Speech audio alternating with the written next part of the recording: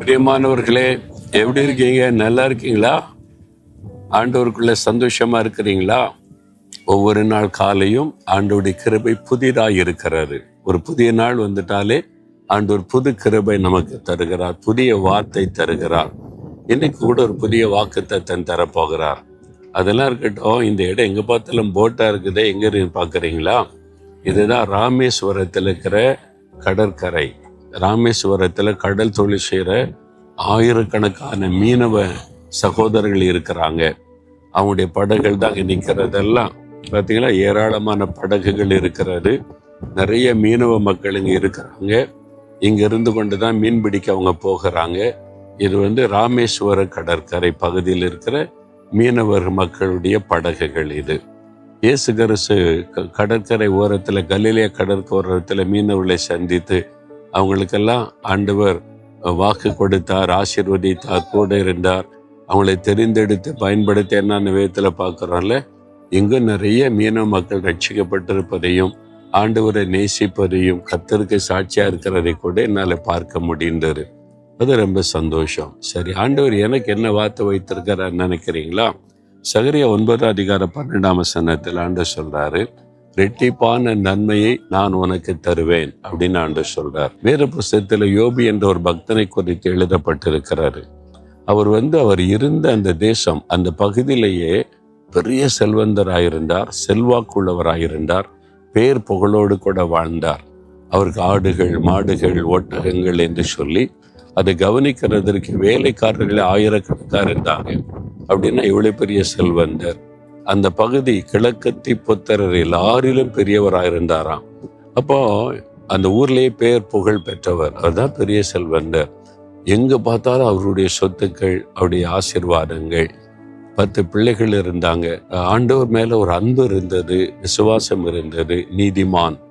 ஆண்டவரே அவரை குறித்து சாட்சி கொடுக்கிறார், என் தாசன் அவன் பாவத்துக்கு விலகி வாழ்கிற ஒரு நீதிமான் என்று ஆண்டவரை சாட்சி கொடுக்கிறார். அப்படிப்பட்ட ஒரு வாழ்க்கை வாழ்ந்தவர். திடீரென்று அவருடைய வாழ்க்கையில ஒரு நஷ்டம் வருகிறது. ஒரே நாளில் அவருடைய மந்தைகள் எல்லாம் களவாடப்படுகிறது, சொத்துக்கள் எல்லாம் போய்விட்டது, வேலைக்காரர்கள் எல்லாம் போய்விட்டாங்க, 10 பிள்ளைகளும் ஒரு விபத்துல மறிக்கிறாங்க. எல்லாவற்றையும் இழந்து விட்டார். அந்த இழந்து போன நிலைமையில் ஊர் மக்கள் என்ன பேசியிருப்பாங்க? என்ன பாவம் செய்தானோ, ஒரு பாவிக்கு கூட இப்படி நடக்குமாங்க, ஒரே நாள்ல 10 பிள்ளை சாகுமா அப்படின்னு பேசக்கூடிய அளவிற்கு வெளியில தான் பக்தி எல்லாம், உள்ளுக்குள்ள ஏதோ பாவம் இருக்கிறது என்று என்னெல்லாம் பேசியிருப்பாங்கல்ல. அவமானப்படுத்தப்பட்டார், ரொம்ப பரிகாசம் பண்ணப்பட்டார். இழப்பு ஒரு பக்கம், பரிகாசம், நிந்தை ஒரு பக்கம். மனதுக்கு எவ்வளவு வேதனைப்படுத்துகிற காரியங்கள். ஆனா அவர் கர்த்தர் கொடுத்தார், கர்த்தர் எடுத்தார், கர்த்தருக்கு ஸ்தோத்திரம். நீ ஆண்டவரை துதித்தாரை எல்லாம், ஆண்டவரை முறுமுறுக்கலை, எனக்கு ஏன் இப்படி நடக்கணும், நம்முடைய பிள்ளை தானே, ஏன் இப்படி சம்பவிக்கணும் கேள்வி கேட்கல, முறுமுறுக்கல. ஆண்டவரை எல்லா விதத்திலும் துதித்தார் என்று பார்க்கிறோம். தேவன் அதை பார்த்து என்ன செய்தாராம்? அவருடைய சிறையிருப்பை மாற்றி 2 மடங்கு ஆசீர்வதித்தார். யோபு 1 எல்லாவற்றையும் இழந்தார். யோபு கடைசி அதிகாரம் 42 வாசித்தார். யோபு இழந்து போன எல்லாவற்றையும் 2 தனியாய் திரும்ப கொடுத்தார். மந்தை 2 மடங்கு ஆயிற்று, சொத்துக்கள் 2 மடங்கு ஆயிற்று, எல்லாம் 2 மடங்கு. இப்போ அவமானப்படுத்தி பேசின மக்கள் அவங்க ஆச்சரியப்படுற அளவுக்கு நம்ம என்னவோ நினைச்சோம், உண்மையாவே இவன் நீதிமான் தான், தேவனுக்கு பயந்து நடந்திருக்கிறான், 2 மடங்கு கொடுத்துட்டார்னே. எந்த இடத்துல சிறுமைப்பட்டாரோ அதே இடத்துல தேவன் உயர்த்தினார். உங்களுக்கு செய்வார். வேலையை இழந்துட்டீங்களா? சொத்துக்களை இழந்துட்டீங்களா? உங்களுடைய பெயர் புகழை இழந்துட்டீங்களா? பரிகாசம் பண்ணாங்களா? சும்மா ஏமாத்திடா இவெல்லாம் அப்படின்னு சொல்லி உங்களுடைய பக்தியை கூட பரிகாசம் பண்றாங்களா? நெருக்கப்பட்ட நிலைமை, அவமானத்துக்கு நடுவில் இருக்கீங்களா? இழந்து போன நிலைமையில உறவுகளை இழந்து, சொந்தங்களை இழந்து, சமாதானத்தை இழந்து, ஆரோக்கியத்தை இழந்து கஷ்டப்படுறீங்களா?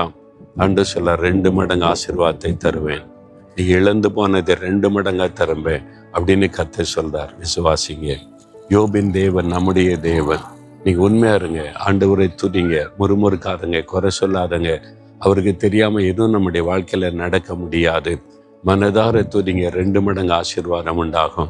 ஆண்டவரே, நான் முறுமுறுக்க மாட்டேன், நான் சோர்ந்து போக மாட்டேன், உம்மை குறை சொல்ல மாட்டேன். எல்லாவற்றிற்காக, இழப்புக்காக, நெருக்கங்கள், வேதனைகள், நிந்தைகள், அவமானங்களுக்காய் ஸ்தோத்திரம், ஸ்தோத்திரம், ஸ்தோத்திரம் என்று உம்மை துதிக்கிறேன். நீர் வாக்கு கொடுத்தபடி நீர் 2 மடங்கு ஆசீர்வதிப்பீர். இன்றைக்கே சிறையிருப்பு மாறி இன்றைக்கே 2 மடங்கு ஆசீர்வாதம் உண்டாகும். நான் விசுவாசிக்கிறேன் இயேசுவின் நாமத்தில். ஆமேன், ஆமேன்.